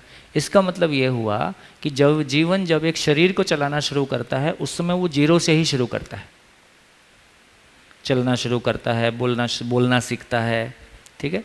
लेकिन इस क्रम में जो उसके अंदर मटेरियल रखा है, अनुभव संपन्नता जो बोध के रूप में स्थापित है, और बच्चा यदि जब शुरू करता है तो अपने वातावरण पे विश्वास करता है कि अविश्वास करता है? विश्वास ही करके चलता है। वो तो कोई चीज़ पे अविश्वास उसके पास होता ही नहीं है। उसके पास ऊंचाई से नीचे गिरने का भी कोई ऐसा नहीं है कि चोट लगेगी इसलिए नहीं गिरना है। वो तो जीरो से ही शुरू कर रहा है। जब वो गिर जाता है एक बार तो वो दूरी को पहचानने लगता है। अच्छा, ये गिरने से चोट लगती है। आग में उंगली जब पहली बार डाल देता है पता चलता है कि अच्छा आग से जलता है, तो उसको आग के बारे में समझ बनी। पानी से प्यास बुझी है तो फिर पानी के बारे समझ बनी। खाने से भूख मिटी है तो भूख के बारे समझ बनी। इसका मतलब जीरो से शुरू करता है, शरीर मूलक। हाँ, शुरू से होगा। और जो ज्ञान पक्ष है, अभी ज्ञान पक्ष के तो उद्घाटन की जगह ही नहीं है। जीवन में स्थिति बनी रहती है। अब उसके जो आसपास के माँ बाप हैं उनके वो जो कुछ बोलेंगे उस पर विश्वास करे कि उस पर अविश्वास करे। छोटा बच्चा उस पर विश्वास करके शुरू करता है। वो जो कुछ भी बोलते हैं, जीते हैं, महत्वपूर्ण मानते हैं, उनके साथ ही चलने की कोशिश करता है। जैसे जैसे उसका अपना विचार खुलते जाता है उन परिस्थितियों में, वैसे वैसे वो दोनों के बीच में कंपैरिजन करता है, और वैसे वैसे फिर किसी पॉइंट पे समीक्षा करता है कि ये अधूरा रास्ता है, और फिर अपने रास्ते चलता है। तो यदि परंपरा में जागृति उपलब्ध नहीं है तो अपने भीतर जो जागृति है उसको दोबारा उपलब्ध होने के लिए एक शोध का काम तो होगा ही। वो ये बात ठीक है कि उतना प्रयास नहीं लगेगा जितना हम लोग को लग रहा है। यदि किसी जीवन की, काम की बात क्या निकली, यदि किसी जीवन की पहले से कोई अच्छी स्थिति बनी हुई है और दोबारा वो किसी भ्रमित वातावरण में पैदा हुआ है, तो नेचुरल एफर्ट तो करना होगा, क्योंकि जब एक बच्चा जीरो से शुरू करता है तो उस परंपरा के प्रति अविश्वास करके शुरू नहीं होता है, वो परंपरा को सही मान के ही शुरू होता है, और परंपरा में भ्रम है। तो उस भ्रम को समीक्षित करने में कोई समय लग गया, और उसके बाद अपने में जो सही है उसको अनरोल होने में कोई समय लगता है। तो उसको शोध का काम है ही है, लेकिन फिर भी वो बहुत कम एफर्ट में, आज की यदि हमारे पास जागृति का प्रस्ताव उपलब्ध है, हमको जितना एफर्ट इस प्रस्ताव के उपलब्ध होने के बाद बावजूद करना पड़ेगा, हो सकता है उससे कम एफर्ट उस व्यक्ति को करना पड़ेगा, क्योंकि कोई स्थिति पहले से बनी हुई है।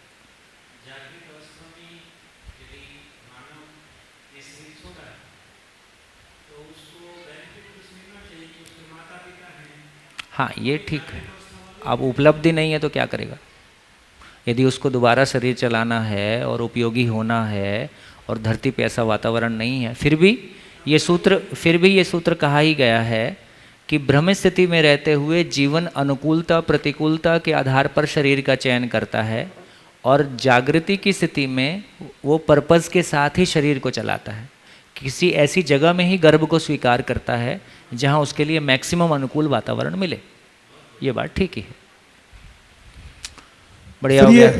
विज्ञान जीवन को मानता नहीं तो गठन पूर्ण परमाणु को भी मानता नहीं होगा, तो इसका इंग्लिश में कोई शब्द है क्या? कभी बात करनी हो किसी से तो गठन पूर्ण का। इंग्लिश आने से बात नहीं होती है, समझ में आने से बात होती है। नहीं ठीक है, लेकिन फिर तो भी समझ में आ जाए तो उसके बाद बात हो जाएगी। ये जितने देश में कोई समझे हुए लोग हैं, इनको इंग्लिश आए मत आए, इंग्लिश वाले अपने आप समझने आ जाते हैं, और हिंदी सीख लेते हैं और हिंदी में भी समझ लेते हैं। ये गठनशील परमाणु क्या बोलते हैं सर इंग्लिश में? गठनशील तो मानती है साइंस। एटम बोलते हैं, एटम। गठनशील को एटम बोलते हैं। अच्छा अच्छा, ओके ओके। और गठनपूर्ण परमाणु को सैचुरेटेड एटम बोलते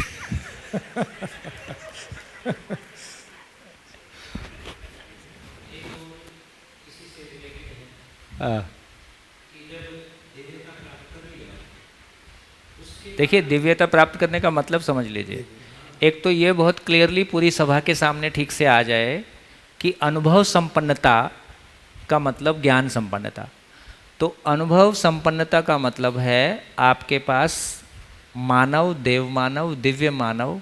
तो ज्ञान रूप में मानव, देव मानव, दिव्य मानव समान है ना? मानव, देव मानव, दिव्य मानव में फर्क क्या है? तो अनुभव के बाद परिवार में जीने को प्रमाणित किया तो मानव पद, अनुभव को ही, समाधान को ही, ज्ञान को ही समाज में अखंडता के रूप में प्रमाणित किया तो देव मानव, और धरती पे चारों अवस्थाओं में संतुलन को प्रमाणित कर दिया तो दिव्यता। तो दिव्यता का मतलब ये हुआ। तो बेसिकली मानव की उपयोगिता के फैलाव को मानव, देव मानव, दिव्य मानव की संज्ञा है। एक धरती पे देखो कितनी सोचने लायक बात है, धरती पे हर इकाई के होने का कोई पर्पस है, धरती पे हर इकाई के होने की कोई उपयोगिता है, और ये उपयोगिता यूनिवर्सल है। धरती पे हर इकाई के, हर पेड़ पौधा, औषधि, कुत्ता, बिल्ली, मच्छर, हम तमाम बातें कर रहे थे, तो पूरी सृष्टि में हर इकाई के होने का कोई यूनिवर्सल पर्पस है।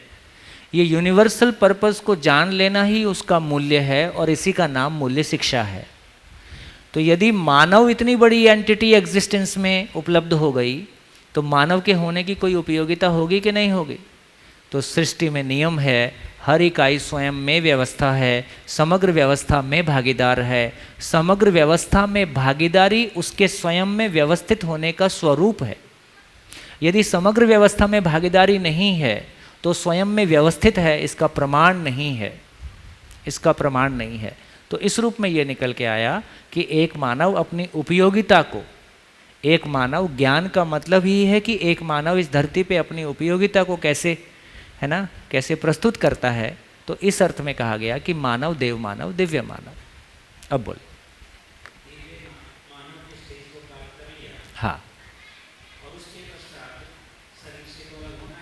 शरीर से अलग होना ही। हाँ, उसकी चॉइस है वो। उसके बाद दर्शन ये कहता है कि जब तक अनुभव संपन्नता तक नहीं पहुँचे तब तक शरीर चलाना हमारी बाध्यता है। मुझको दिल्ली जाना है और मैं दिल्ली नहीं पहुंचा, जब तक दिल्ली नहीं पहुंचूंगा गाड़ियां बदलता रहूंगा। लेकिन दिल्ली पहुंचने के बाद गाड़ी लेना अब मेरी स्वेच्छा है ना, अब वो मेरे अधिकार क्षेत्र की बात है, निर्णय की बात है। तो यदि उस समय वो अपने जीवन रूप में बने रहने से अपनी उपयोगिता के साथ तृप्त होते हैं तो वो जीवन रूप में रह के प्रेरणा देने का काम कर सकते हैं, या और कोई स्वरूप होगा जो अभी हमारी समझ में नहीं है ना। यदि उनको लगता है कि मेरी उपयोगिता के लिए शरीर चलाना उपयोगी है तो वो शरीर चला ही सकते हैं, वहाँ बाध्यता नहीं है, चॉइस है।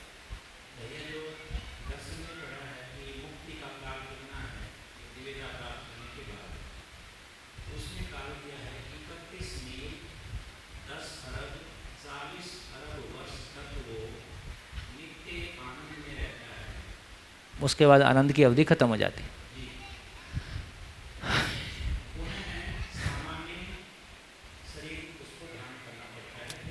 ये सोचने लायक बात है। मेरे को लगता है कि जो अभी इन्होंने कहा, मैं सभा के लिए रिपीट कर देता हूँ।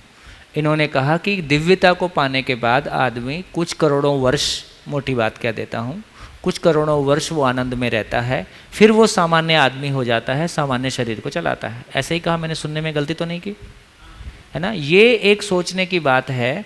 इसी को हम धरती पे ले आएँ तो हमने ये माना है जिसका जन्म हुआ है उसको मरना है, इसका मतलब ये धरती है और एक दिन इस धरती को ख़त्म होना है, यही प्रकृति का नियम है। तो इस तरह की बहुत सारी प्रलय की बातें, हम बहुत सारी बातें करते हैं। दर्शन की रोशनी में ये प्रलय का कॉन्सेप्ट टूट गया है, ये समझने लायक बात है। कैसे? प्रकृति ये कहती है कि निरंतरता ही पूर्णता है। जब कोई एक स्थिति अपनी पूर्णता को पा जाती है तो वो निरंतरता के स्वरूप में स्थापित होती है।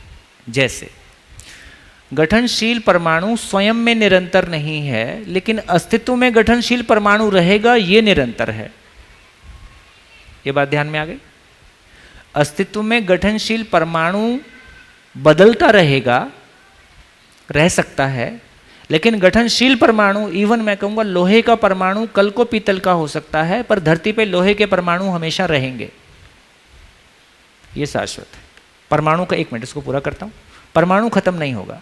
दूसरा, नीम का एक पौधा जो आज है कल नहीं रहेगा, लेकिन नीम की परंपरा धरती पे बना रहेगा, तो परंपरा के रूप में निरंतर हो गया।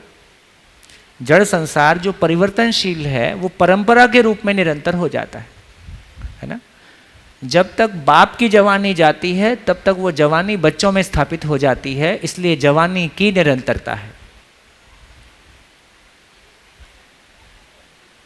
ना। तो जवानी की निरंतरता है, बुढ़ापे की निरंतरता है, बचपन की निरंतरता है, हर स्थिति की निरंतरता है। इकाई के रूप में नहीं है, अवस्था के स्वरूप में बना हुआ है। जन्म की निरंतरता है, मृत्यु की निरंतरता, हर क्षण कोई मर रहा है, हर क्षण कोई पैदा हो रहा है। फिर आगे गए, जीवन की बात किया, तो जीवन एक इकाई स्वयं में ही ऐसी हो गई जो अमर है, जो बदलता ही नहीं है, अब ये हमेशा ही है। तो गठनशील संसार में इकाई की निरंतरता नहीं है, लेकिन परंपरा की निरंतरता है।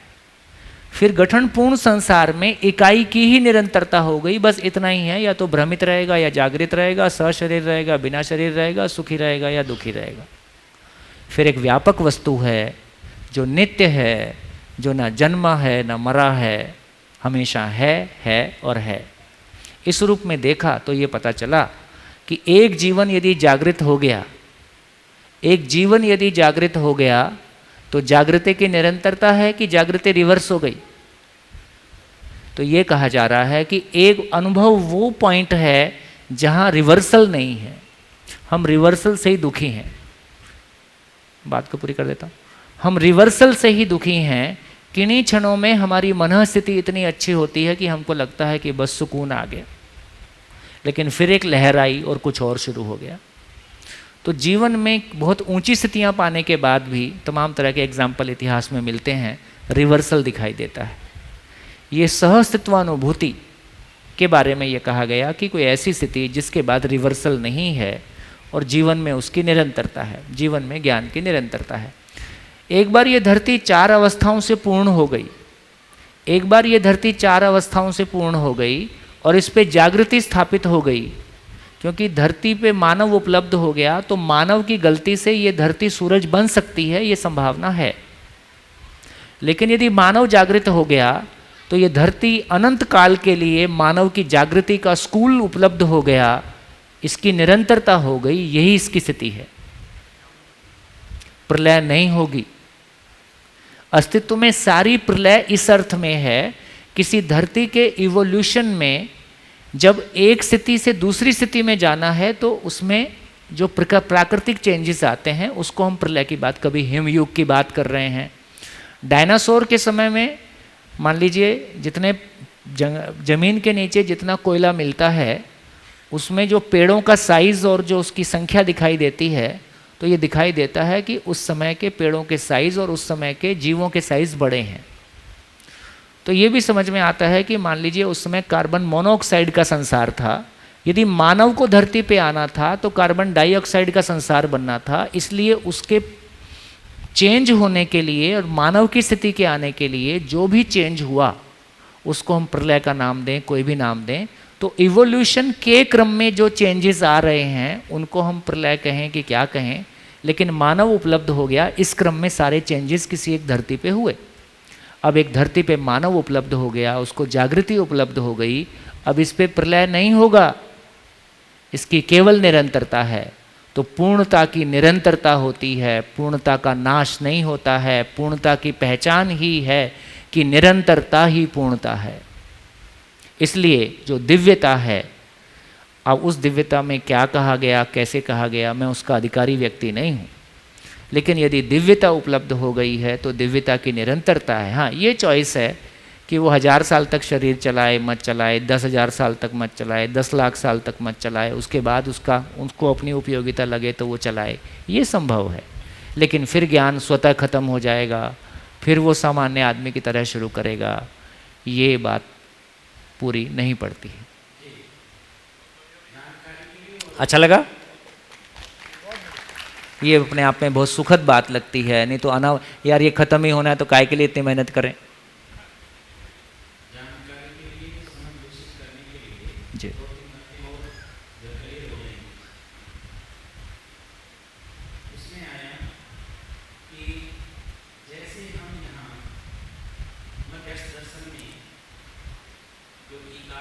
एक क्षण के लिए आपको रोक रहा हूँ। देखिए ये बात क्यों इतनी क्लैरिटी के साथ में अब हो पा रही है। जब पहले हम बात कर रहे थे तो हमको ये समझ में नहीं आ रहा था कि शरीर को चलाने वाली रियलिटी चीज़ क्या है, चीज़ क्या है। जब मैं चीज़ पे जोर देता हूँ तो उसका निश्चित मतलब है कि जब मैं कह रहा हूँ कि ये प्लास्टिक क्या चीज़ है, बेसिकली प्लास्टिक है, ये स्टील है, तो स्टील का एक नेचर है। यदि ये तय हो गया, यदि आजकल आप देखते हैं वो मकानों पे आजकल वुडन टच देते हैं, वो बाहर से ऐसा लगता है जैसे लकड़ी है, लेकिन बेसिकली वो आरसीसी है। तो यदि वो मेरे को पता चलता है कि ये वुडन है तो वुडन की एक नेचर है, यदि वो आरसीसी है तो आरसीसी की एक नेचर है। यदि वो चीज़ पता चले तो उसके बारे में निश्चित रूप से कुछ कहा जा सकता है। तो मुझको लगता है ये शरीर को चलाने वाली रियलिटी जिसको हमने आत्मा के रूप में पहचाना, इस आत्मा के रूप में चीज़ क्या है, जब तक वो हमको बहुत क्लियरली ठोस रूप में पता नहीं चली तो हो सकता है उससे कुछ चीज़ें उस तरह के रिफ्लेक्शन आए जो कन्फ्यूज़न के रूप में हमको दिख सकते हैं। जी सॉरी।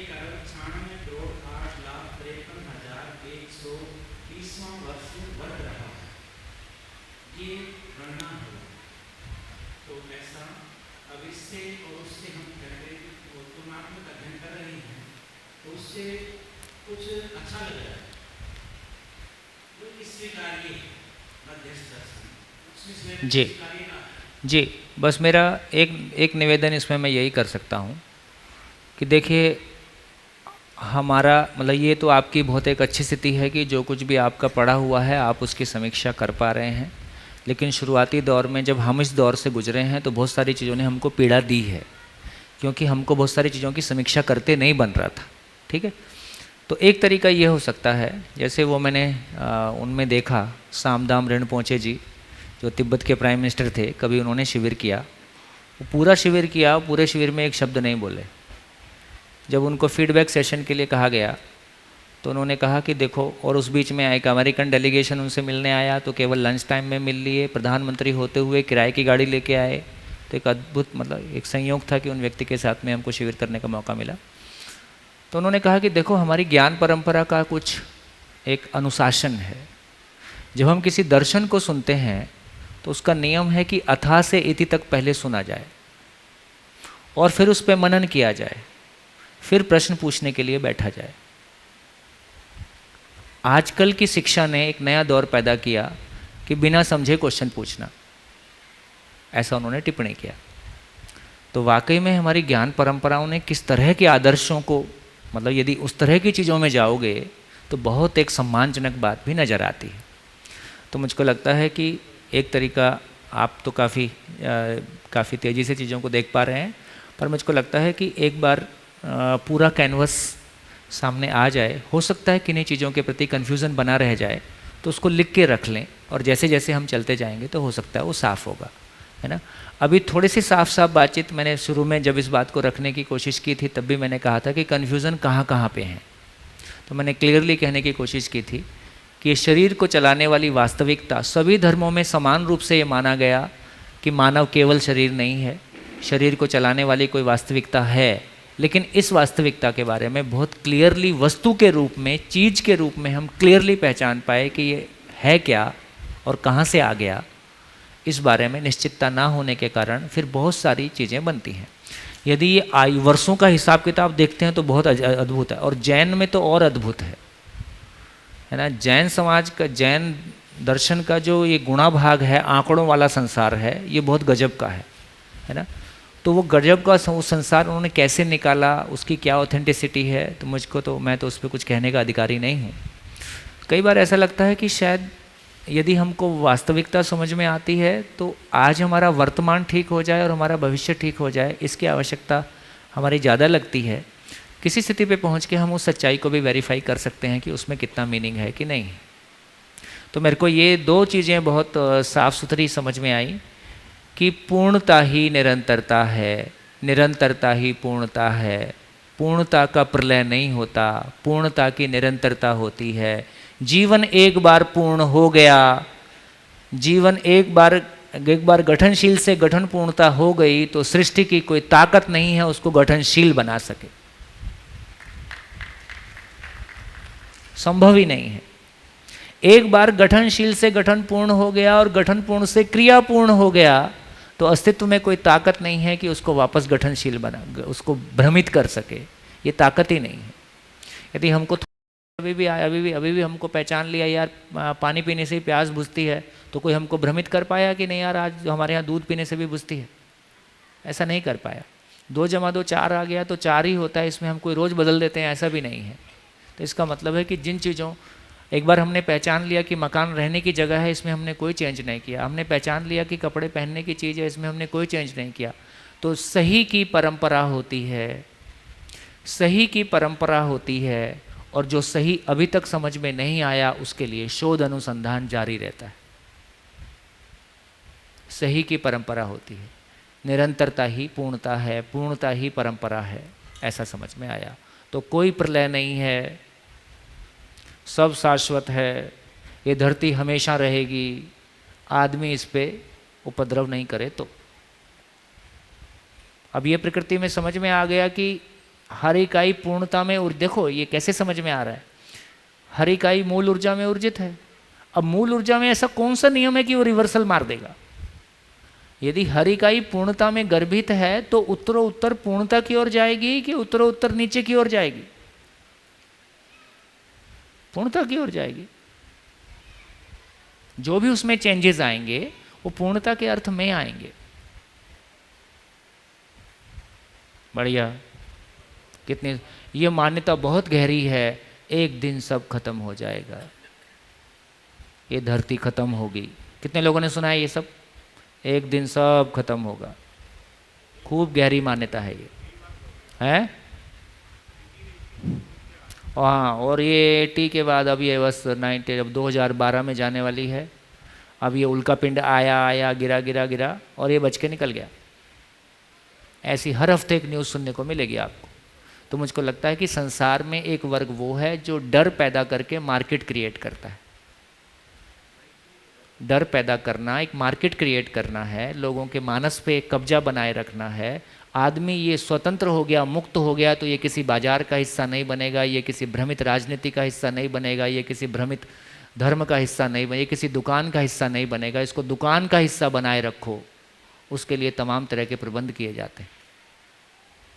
मुक्त हो जाओ और आदमी को मुक्त कर दो। ये गठन पूर्ण परमाणु कब दिखाई देगा उसको देख लेंगे, पर कम से कम ये हाहाकार करती मानव जाति कम से कम अपनों के साथ ठीक से जिए, ये किसी का शोषण मत करे, ये दूसरों के द्वारा शोषित मत हो। इतना तो आराम से किया जा सकता है और बाई एजुकेशन किया जा सकता है।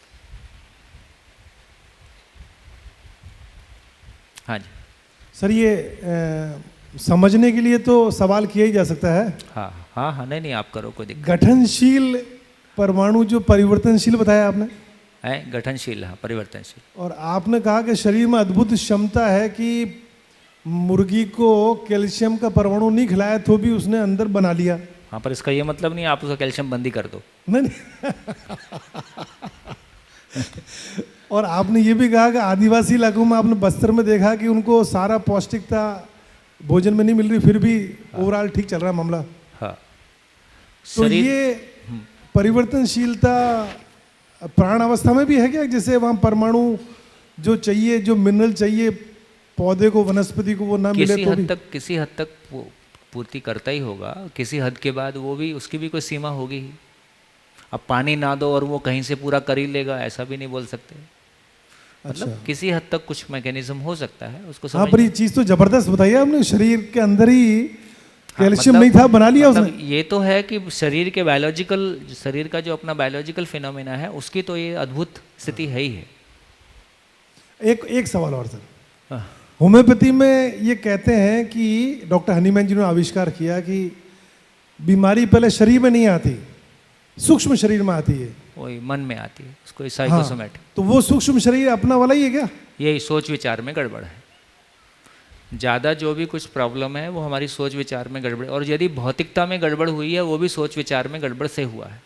यदि किसी ने सब्जी में जहर डाला, दूध में जहर डाला, तो पहले उसकी मानसिकता में जहर आया है ना। यदि आदमी में जागृति होगी, समझ होगी, तो ऐसा नहीं करेगा।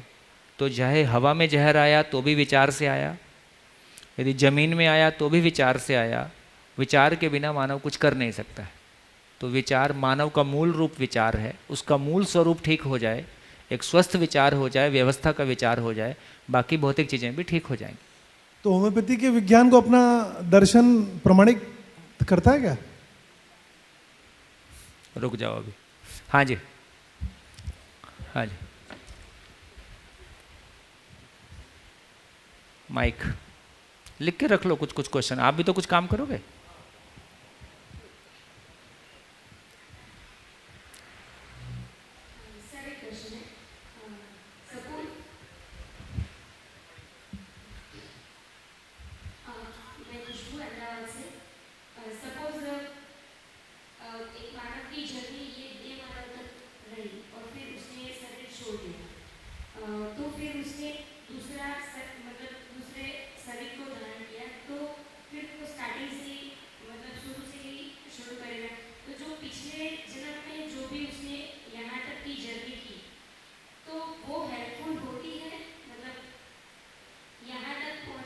अरे दिव्य मानवता भी बहुत दूर की बात है।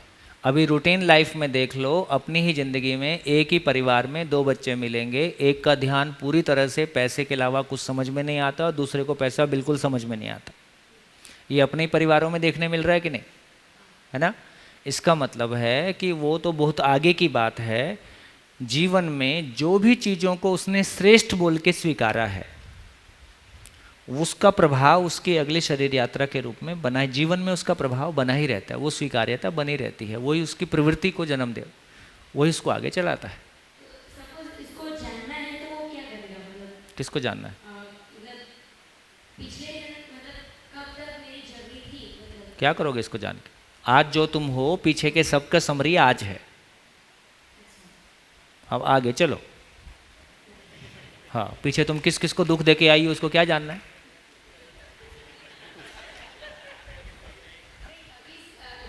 पीछे का याद आ जाए, पीछे का याद आ जाए तो अभी वाले अपने नहीं लगेंगे, पीछे वाले आपको स्वीकारेंगे नहीं।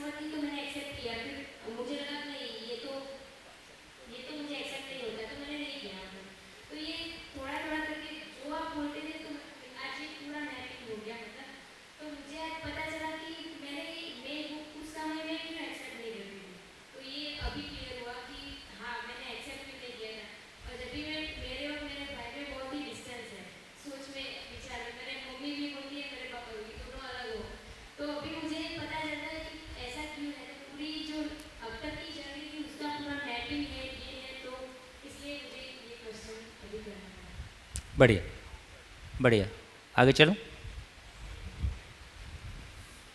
सर, ये गठनशीलता से गठन पूर्णता और जीवन का शरीर के साथ और शरीर के बिना वाली बात है, उसमें पुनर्जन्म के कुछ उदाहरण भी सुनने में आते हैं। मतलब वो बच्चों को पुरानी जगह पर लिया जाता है तो वो बच्चे बताते हैं, तो वो क्या घटनाएं होगी मतलब इसके? जीवन शरीर, देखो पुनर्जन्म तो होता नहीं है, राइट, है ना। जो शरीर मर गया वो दोबारा मिलेगा नहीं, राइट, और जीवन मरता नहीं, तो पुनर्जन्म किसका हुआ?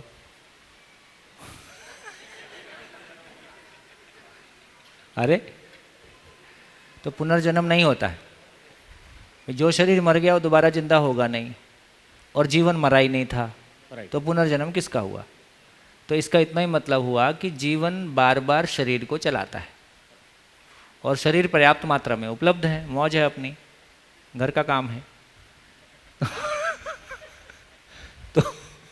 तो इसका इतना ही मतलब हुआ कि जीवन बार बार शरीर चलाता है। इस क्रम में ना, जो बात आप बोल रहे थे, क्या बोल रहे थे? मतलब कुछ लोगों को अपने प्रीवियस, हाँ, और ठीक है, किसी को याद रह गया, अच्छी बात है। और जन्म के शुरुआती दौर में लोग बोलते हैं, जो कुछ लोगों को याद रहता है, बाद में भूल जाते हैं, तो खास बात नहीं है, है ना। जब बार बार चलाता है तो कुछ याद रह गया। हाँ जी, हाँ जी। एक क्लैरिफिकेशन चाहता हूँ, जैसे विलय को लेकर जो बात समझ में आ रही है, जैसे आपने थोड़ी देर पहले एक उदाहरण दिया था कि डायनासोर कभी रहे ही होंगे और फिर सबका नाश अगर हुआ है तो किसी क्रम में, किसी और शरीर और विकसित शरीर के क्रम में हुआ होगा। तो इस समय हम मानव शरीर को सबसे विकसित अवस्था हो गया। हाँ, ये संभव है कि इससे भी विकसित अवस्था की उत्पत्ति के लिए इसका एक बार विनाश हो जाए। हाँ, अस्तित्व तो रहेगा। तो इसलिए नहीं होगा, इसलिए नहीं होगा कि अब समझ में आ गया कि मूल चीज़ें दो ही हैं, मूल ऊर्जा है और परमाणु है, और गठनपूर्ण परमाणु में इस मूल ऊर्जा सहअस्तित्व अनुभूति करने की ताकत है, ये सिद्ध हो गया। इसलिए आगे की आवश्यकता नहीं है, इसलिए अपन आराम से रहेंगे। ठीक हो गया? आप ढूंढ के लाओ क्वेश्चन कहीं से भी। आदमी की क्वेश्चन पूछने का ना जो मतलब जितना दम था वो खत्म हो गया। ये अद्भुत बात है। और ये हाल तो अपूर्णता में है, पूर्णता में क्या होगा? सब खत्म हो गया भाई साहब। ये जन्म में मजा देखो, जो लोग ये बात करते हैं ना, मेरे दादाजी बहुत बड़े आदमी थे, मेरे नाना जी बहुत बड़े आदमी थे, इसका मतलब आजकल दिन खराब चल रहा है। आदमी दादाजी और नाना जी के चर्चे उसी समय करता है जब उसका वर्तमान खराब होता है। तो जिनका वर्तमान खराब है वो अपने पास्ट की बात ज़्यादा करते हैं, वो अपने भविष्य को लेके ज़्यादा चिंतित रहते हैं, तो ये ज़्यादा बातें ना उस पीछे की आगे की उसलिए ज़्यादा हो रही हैं कि वर्तमान में मज़ा नहीं आ रहा है। अरे जब वर्तमान में मज़ा आता है, किसको पड़ी है पीछे की और किसको पड़ी है आगे की। भैया, हाँ बढ़िया भैया लास्ट क्वेश्चन। भैया चाय पियेंगे, एक बोल दो। अच्छा, कोई जीवन किसी शरीर को चलाता है और अभी शुरू हुआ 1.5-2 साल में ऐसा हुआ कि वो शरीर उसने छोड़ दिया, वही जीवन उसी परिवार में वापस आ सकता है? आ सकता है, क्या दिक्कत है? ठीक है, क्योंकि मैंने अपनी पहली डॉटर को लॉस किया था, तो अभी जो छोटी वाली है तो सभी लोग ऐसे बोलते हैं कि ये वो उस जैसी लगती है। अब इसका प्रमाण कुछ नहीं है, प्रमाण नहीं है, ठीक है, लेकिन आने को कौन रोक सकता है। नमस्कार, फिर मिलेंगे चाय के बाद। हाँ 15 मिनट। पोषक जी जैसा बोले।